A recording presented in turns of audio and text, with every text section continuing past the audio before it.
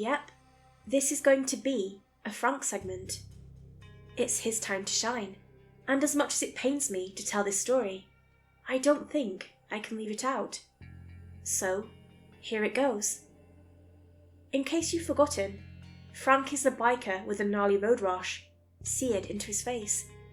Aside from Nona, he's the only other person who comes in literally every day.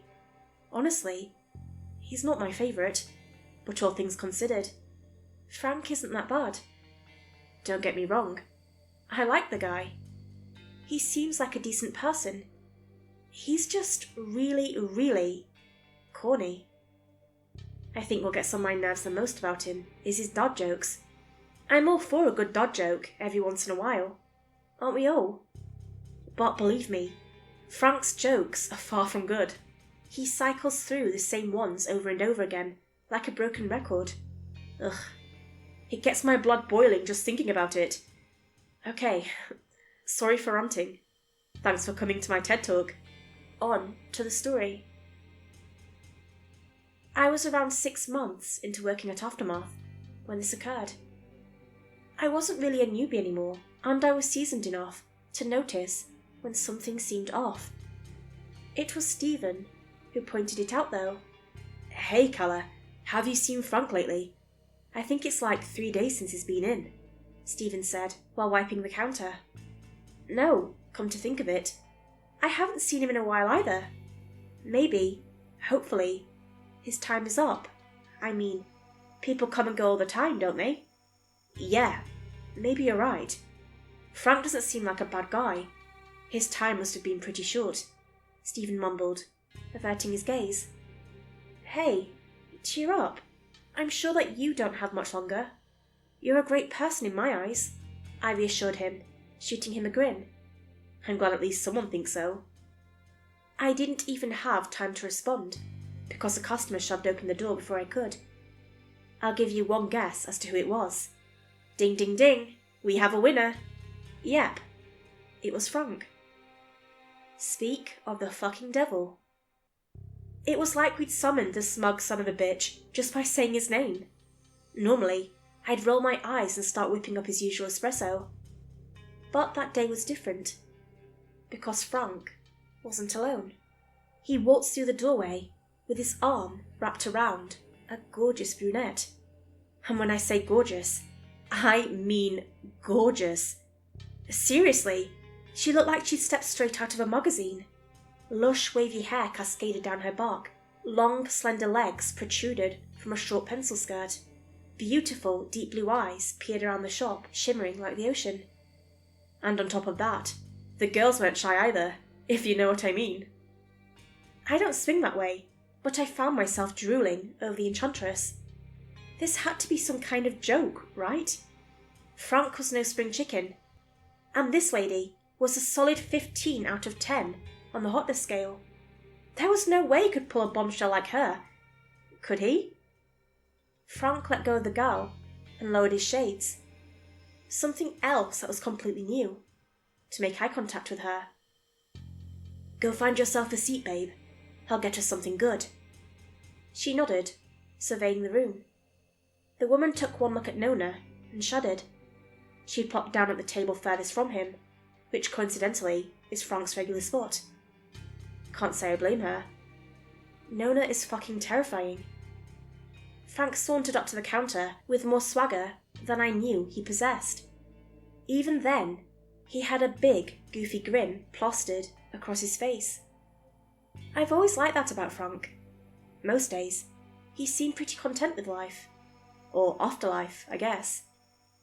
"Ooh, Frank, I'm impressed. Cute little lady friend you got there. Where'd you meet her?" "Oh, you know, out. Not too shabby, huh? I may not be as young as I used to be, but I still got it," he smirked, glancing at the stunning woman sitting in his normal seat. "I'll give it to you. You did good. So, what will it be, hotshot? A couple of blonde espressos. She'll have a blonde espresso. I'll take a black coffee." I stared at him, eyes narrowed. "Frank, you don't have to get a black coffee to impress her. She won't think any less of you for getting your regular order." Frank sighed. his expression faltering. "Calla, can you just get me the black coffee? This is the first girlfriend I've had in a while, and I really don't want her to think I'm a wimp." Wait. Hold the phone. Did he say girlfriend? If I'd been drinking something, I would have spat it out. This was the first time I'd seen this woman, and those two were already official. The dead don't waste any time, huh? "Frank, how long have you been seeing this girl? Where'd you meet? What's her name?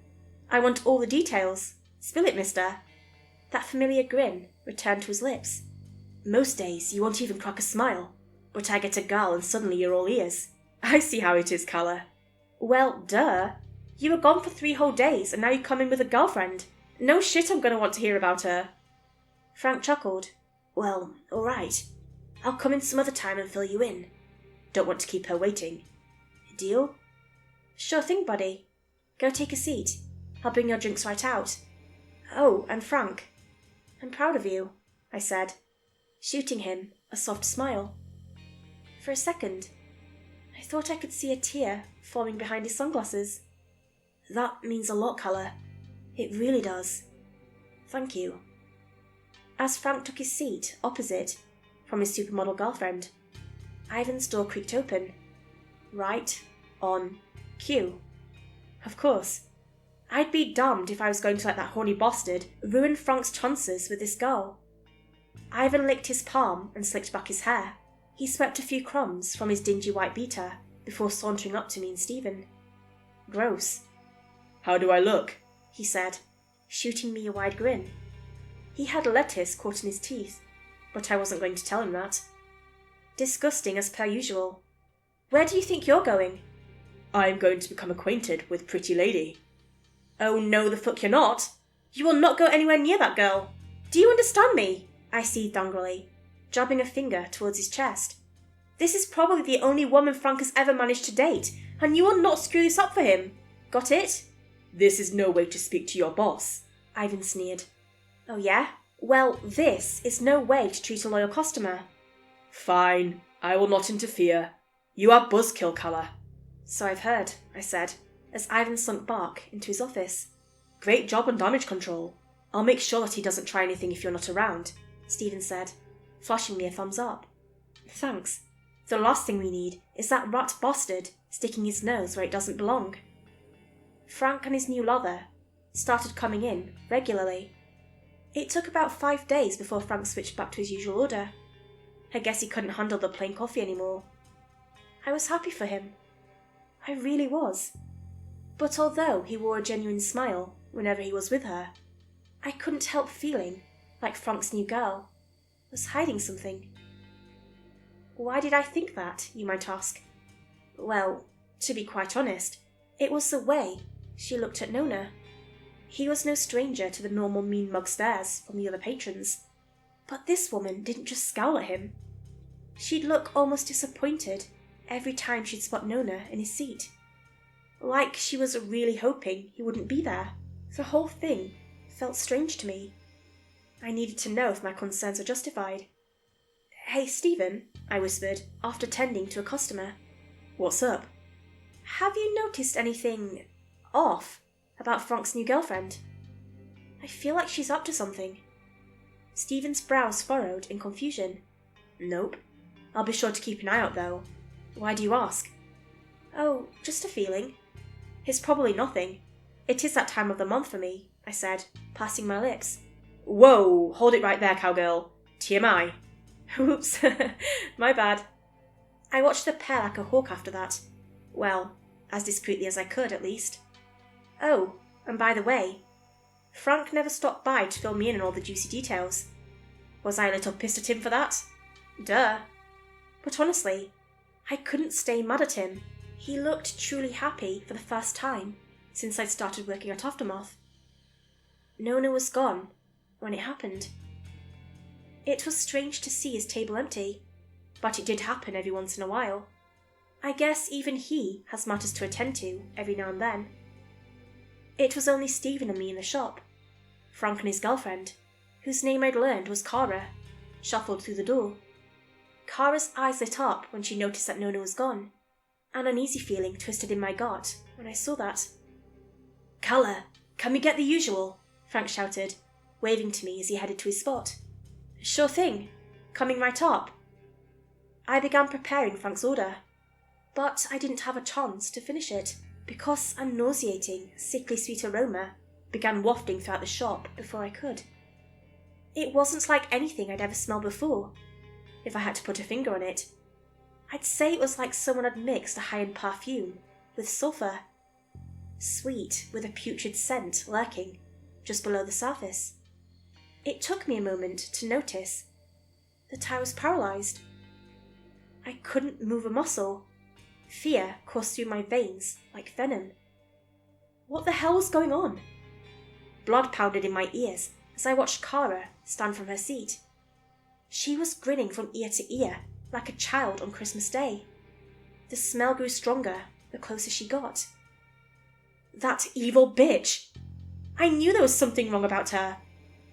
My eyes darted from side to side, searching desperately for anything that might be able to help me. That's when I noticed Stephen out of my periphery. I couldn't be sure, but I thought I noticed him wink at me. Kara sashayed up to the counter, leaving Frank alone at his booth to helplessly watch the entire thing. Poor guy. He'd been used. My heart shattered for him. Frank might not be the most perceptive dude out there, but he didn't deserve that. "Hello, Carla," Kara said, squinting to read my name tag. I stared blankly at her in response. How inconsiderate of me. You couldn't respond if you wanted to. "Yeah, no shit, lady." "I'm sure that you're wondering why I'm doing this. Well, long story short, you could be a very valuable asset to me. A live girl who can mingle with the dead. You will make a great translator of sorts. I knew that you wouldn't willingly work for a demon, and there's no way that thing would have allowed me to take you. So, this was my safest option," Kara said, making her way behind the counter. Shit. This was not good. Nona was missing, everyone was frozen, and I had no way to defend myself. Yep. This is it. I'm doomed. My heart pounded against my chest like a jackhammer as Kara whispered into my ear. "You're going to make a wonderful pet."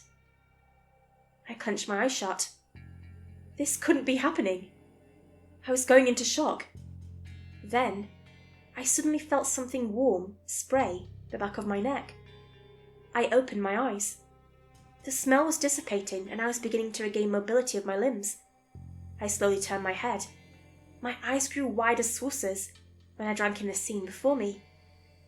Stephen was holding a bloody knife. Kara writhed on the ground, desperately trying to stop the bleeding to no avail. She had a deep laceration on her neck. I watched in horror as dark black blood pooled around her body. That was the first time I'd seen the light snuffed out of someone's eyes. That's something that I hope I never have to bear witness to again. Once her body stilled, I glanced up at Stephen. He looked completely out of it, like he'd never expected to have to do something so heinous. But eventually, he noticed my stare and abruptly snapped out of it. "Her power didn't work on me. I can't smell." The shop closed early that day. Ivan called to have the cleaning service take care of the body. Fortunately, they were able to squeeze us in the same day. I was in a state of shock, but Stephen had it worse than me. He actually had to murder someone to save us. That would take a toll on anyone, living or dead. Frank, Stephen and I were sitting at his favourite booth, waiting for the cleaning crew to finish up. Of course, Ivan had a problem to take care of at the worst possible time, so he left me and Stephen to close up shop. Fucking arsehole. Way to treat your employees. Guys, I know I've said it before, but I'm so sorry. I never would have guessed that Kara was a demon, if that's even her real name. I should have known, though. No woman that hot would ever date a loser like me, Frank said, breaking our tense silence. Hey, don't talk like that. You had no way of knowing. And you're not a loser. You're a cornball, but you're no loser, I said, flashing him a soft smile. Thanks, Carla. That's nice of you to say. A weak grin began to tug at the corners of his lips. What a shitty situation. The clean-up crew waved to us as they carried the body bag out the door. Frank and I returned the gesture. Stephen didn't even look up. "Well, I guess I'm gonna split. Got a lot to think about." "Are you two going to be okay?" Frank asked, standing to leave. "Yeah, we'll be fine eventually. See you later, Frank." "Bye, Collar." "Bye, Steve-O." "I'm gonna go mop the floor before we go. I won't leave you here. Take as long as you need." I started to stand, but Stephen's fingers suddenly wrapped around my wrist. "Collar, wait. There's something I need to tell you," he muttered, glancing up at me. Tears were brimming at the corners of his eyes. My heart dropped into my stomach. This was really getting to him. I quietly returned to my seat as Stephen released his grip. "Do you remember when you asked why I was here? In the in-between?" "Vaguely, I think," I squeaked, eagerly awaiting his reply.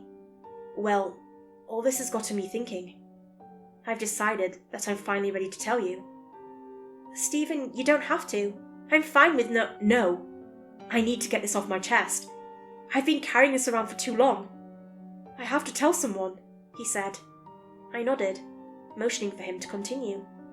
"So, I'm sure you might have put the pieces together based on my lack of physical injuries. It's fucked up, you know. The dead have to wear what we die in forever.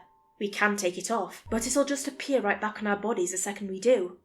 That's why I've always worn this black long-sleeve shirt under my uniform. It's what I died in.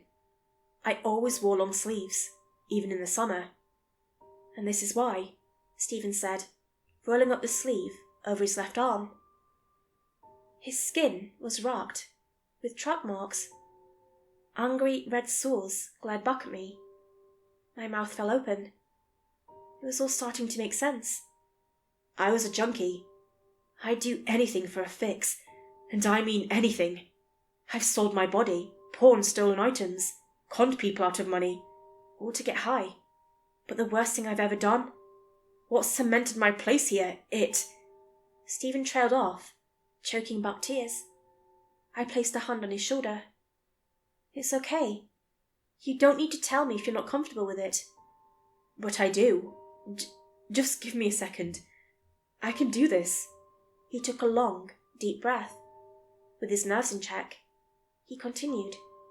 "One night, I was high as per usual, but I wanted more. I was already so fucked up that I didn't even know where I was, but I was fiending. So I found a random house at the end of the cul-de-sac. It seemed familiar, but I didn't pay that any mind. I peered in the window. I could see a woman sitting in an armchair, watching TV. An easy target. So I smashed the window and climbed in. She wasn't scared though, and that pissed me off. The woman was talking to me, trying to calm me down, but I was so screwed up that I didn't even hear what she was saying." He paused, steadying himself. I could tell that this was taking a toll on him. I felt like I wasn't supposed to hear this, but I couldn't just walk away. I had to listen. I couldn't hear what she was saying. Maybe if I had, I wouldn't be here right now. But I wanted drugs, and this woman had money to buy them. I'll never forget the look on her face when I shot her. Her eyes were so sad, so disappointed. And that's when I recognized her. I betrayed her. How could I do that to her? I couldn't take the goat, but I could take her money. As she bled out on the floor, I rummaged through her purse and took any cash I could find. Once I sobered up in the morning, the weight of my actions came crashing down on me. It was all too much. So, I overdosed. I failed her. Carla, I'm a monster. I deserve to be here. I killed my own fucking mother for a fix. He broke down, sobs racking his body. I didn't know what to think. Stephen was such a kind person. How could he do something so disgusting? No, that was in another lifetime. He was a new person now. I wrapped my arms around the trembling boy before me. I held him like that for a long time. I felt like a mother consoling a child, and I had no earthly idea what to say. I just knew that I had to be there for him, no matter what it took. Eventually, Stephen's cries died down. He glanced up at me through teary, empty eyes. I felt so horrible for him. He'd been through so much. "You probably think I'm a terrible person now. I don't blame you if you do," Stephen said, pulling away. "Hey, I don't think you're a terrible person. In fact, I think you're one of the most genuinely kind, caring people I've ever met. Or that was in another life. You've learned from your experiences and used the pain that they caused to better yourself. I think your mum would be really proud of the man you've become." Stephen's face contorted in confusion. Then, his visage melted into one of acceptance. He locked eyes with me, a renewed sense of determination sweeping across his countenance. "Thank you, Calla. You don't know how much that means. I really hope you're right."